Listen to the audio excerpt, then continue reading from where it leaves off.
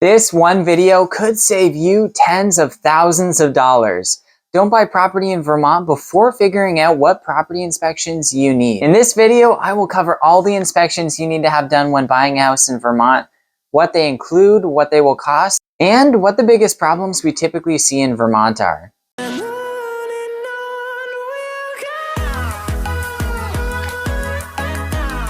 The first thing I'm going to say is that this video is meant to be informative, as I've been to many home inspections as a real estate agent, but I myself am not a home inspector, and these might not all apply to every house, and in some situations you might need to do even more due diligence than I will talk about in this video. So what are home inspections and why do we need them? Home inspections are part of buying a home where you are under contract to buy a house, and since you don't really know the full condition of the house, besides what the seller tells you about it, you are finding out how well it's been maintained and major things like testing to make sure the septic isn't failed or that the furnace doesn't work.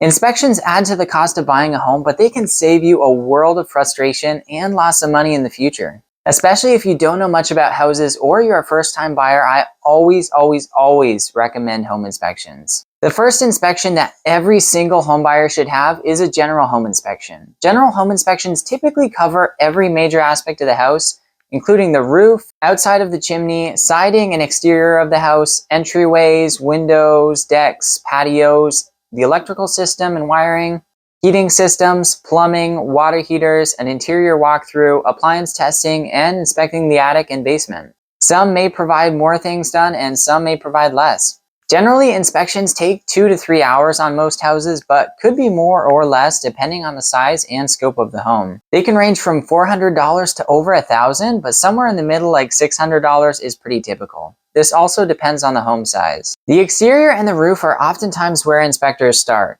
Ideally, you don't have an inspection on a snowy day, so they can actually inspect the roof free from snow, but that can't always be helped with Vermont winters. Inspectors often will use a long pole with a camera, a drone, or they'll get up on the roof if it's safe and possible to do so. They look for areas where water might make its way into the house, and they give an idea of how much life the roof probably has left. If it's an asphalt shingle roof, they typically last 30 to 40 years max, but often not even that long before they leak. Metal roofs can last longer if they are maintained, which sometimes means having them repainted. A problem that we often see on the roof is flashing around chimneys and exhaust pipes, rusting or failing, and leaks forming at those areas. If there is a leak in a roof, most often it seems to be around the chimney. Flashing only is expected to last around 10 years, so it's good to get that looked at and replaced every so often. Sometimes if it's done incorrectly or was a homeowner DIY project with a lot of spray foam and caulking, it might not even last that long. Something that is also looked at is the outside of the chimney and the condition of that. Sometimes brick or stone may need to be replaced, or sometimes it just needs some patching.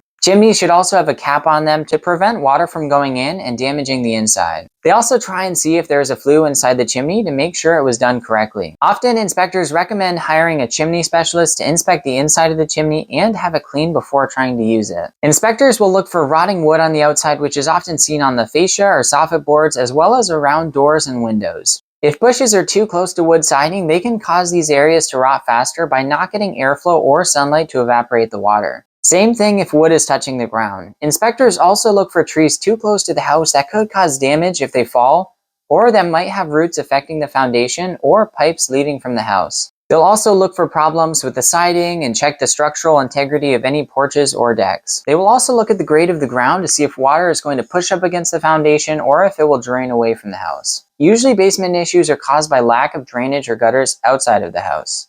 Finishing up the exterior, they'll inspect garages or barns as well to make sure they aren't completely rotting or about to fall over. Moving inside the house, the inspector will typically test the water pressure, kitchen appliances, and thermostats. They test to make sure heat is coming out where it should and that outlets work and are grounded, as well as having GFCI outlets in the kitchen, bathrooms, and laundry room where moisture is common around the outlets. They'll look for leaking pipes under sinks and in other visible areas and make sure there are no major issues with the house. Typically, home inspectors take tons and tons of photos and notes of every little thing they find to make into a report afterwards. Every house has problems, even if they are tiny issues that you don't need to worry about. For example, if an outlet is missing a cover plate, it doesn't mean you shouldn't buy the house. Inspectors look for lead paint, mold, and asbestos, but just by looking at it, they can't say whether or not it is lead, mold, or asbestos without sending it to a lab for testing. Usually they will tell you certain areas need further inspection or testing, or they will just tell you they believe it to be one of those issues and you can decide what you want to do from there. If there is an attic access, the inspector will look up with a ladder or even climb up if possible to make sure there is proper ventilation, no signs of mold or a leaking roof, and proper supports and rafters. If there is not an attic access, the inspector will not be cutting a zone, so if there are areas they can't access, then you have to take that into consideration as well. Inspectors typically will look at skylights and test windows to see if they are open and closed correctly. Some inspectors offer energy efficiency assessments to see if there are areas of significant heat loss using thermal imaging to spot areas behind walls that maybe were not insulated well. Most inspectors typically don't do that, but some do, and for some it could be an additional cost. After going through the house, they will typically finish with the basement and look for big structural issues like major cracking, rotting or rusty support beams, lack of proper supports, foundation issues, or water problems in the basement. Vermont has a lot of scary old basements with dirt floors and old wooden beams, and if homes are not upgraded or maintained properly, there could be a lot of expensive issues here to address. Water sitting in a basement needs to be addressed or it will cause issues. Usually sump pumps, drainage, and a dehumidifier is enough, but drainage can be expensive and so can pouring concrete in a basement if needed. If it's a dirt floor, it should have a plastic vapor barrier as well to prevent moisture coming through. Every Vermont basement should have a dehumidifier, period. Whether it's an unfinished or a finished basement, please get one. They are not that expensive and can save you a lot of money in the future. The inspector should be able to answer general questions about that, and they can direct you to a basement specialist who can give you a quote or has more specialized knowledge. One thing we see a lot with Vermont home inspections are old homes that have very uneven floors, and this is due to proper supports or an improper foundation at some point in time, and usually the supports have already been fixed and you can't jack up the floor to level it out without causing damage to the rest of the house. You can either accept it or you can build a more level floor over it. The inspector will also look at the electrical panel for issues and make sure everything is up to code and done correctly. Usually there are some small electrical issues or things not completely done to code in every house. Home inspections are not to find out whether or not a house has issues, but how many and how big of issues they really are. There are many other home inspections, but the next biggest one, in my opinion, is the septic inspection if you are not on town sewer. This is done by a septic company, and there are several different types. Sometimes they will just pump the tank and do a visual inspection to see if it's doing what it should be from the tank perspective. That's typically cheap, except for the pumping, which is often $400 to $500. If the house is not competitive with other offers, sometimes you can ask for the seller to pay for the septic pumping, and the buyer will pay for the inspection part, which is usually about half the price of pumping. Usually, I recommend having the septic company run scoping cameras through the septic lines and into the leach field.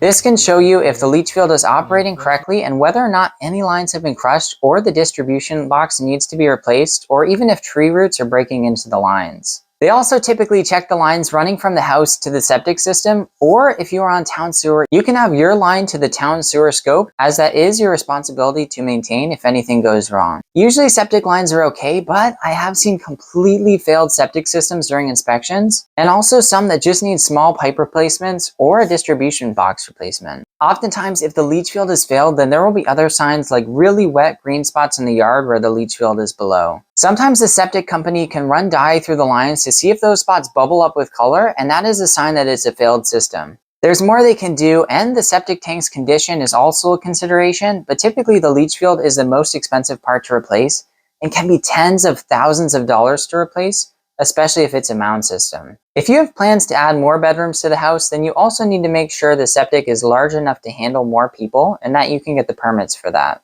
As for houses with wells, the homes are usually tested for low water pressure during the general home inspection, but some well companies may also offer more specific well pumping testing or recommendations. I recommend you call a well company, a plumber, or talk to the inspector if you have questions or are unfamiliar with well systems. Back inside the house, very common inspections are water testing and radon in air testing. Water testing can range from coliform bacteria and E. coli testing for under $100 to checking for heavy metals, seeing how hard the water is, testing for radon in the water, and some other concerning health hazards, which can be several $100s if you want the most comprehensive tests.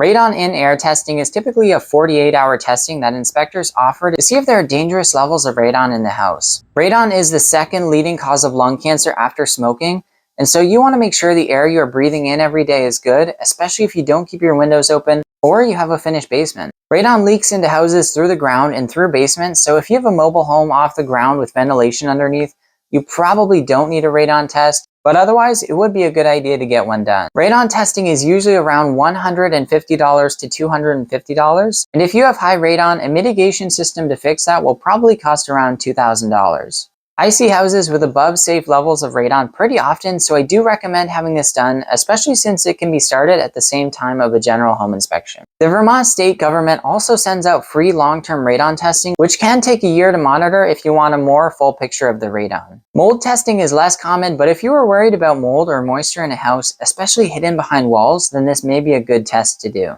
Inspectors put out a similar device to the radon tester and collect different air samples in different areas and compare to the air outside to see if mold levels are higher inside than they are outside. This is typically a couple $100 also. Lead testing is something that the state of Vermont takes very seriously, with every house built before 1978 needing disclosures of lead paint during the sale. If the owner knows of lead paint, they have to disclose that. Typically though, sellers just mark that they don't know. If the house was built before 1978 or even sometimes a little after that, there is a good chance that lead paint was used somewhere on the house a long time ago. If it has several layers of paint over it and is not actively peeling, then there should be no safety hazard. If the paint is peeling as lead paint does, then there is a safety hazard, especially to children or babies who may try and pick it and eat it, or if the dust is breathed in. In really old homes, sometimes I see it in the paint on walls or ceilings, but usually it is seen most around old windowsills, door frames, and doors. Those things can be replaced or they can be painted over, but if you have kids around, you will want to have that taken care of. Any amount of lead paint ingested has been shown to cause issues, but if the paint is encapsulated behind more paint, there isn't much to worry about. I will say, do your own research and feel free to have the test done or talk to specialists if you are worried about it. Asbestos testing is also something you can have done if you are worried about potential asbestos in insulation, ceiling or floor tiles, pipe insulation, or even in old house siding. I see asbestos from time to time in old houses that have not been renovated, as it used to be used as a fire retardant and as insulation. It's especially seen in insulation around pipes in basements or in vermiculite insulation in attics. Asbestos is a very dangerous substance as well, and if it gets in the air and into your lungs, it can cause a lot of damage. It also costs a lot of money to remediate because of this, and because it needs to be removed carefully. I have heard of people removing it themselves, but I don't recommend doing this. Sometimes the recommendation may be to cover up the asbestos or encapsulate it in some way so that it doesn't escape, but oftentimes the best solution is just to remove it. If a house has asbestos siding, sometimes contractors will just cover it with vinyl siding,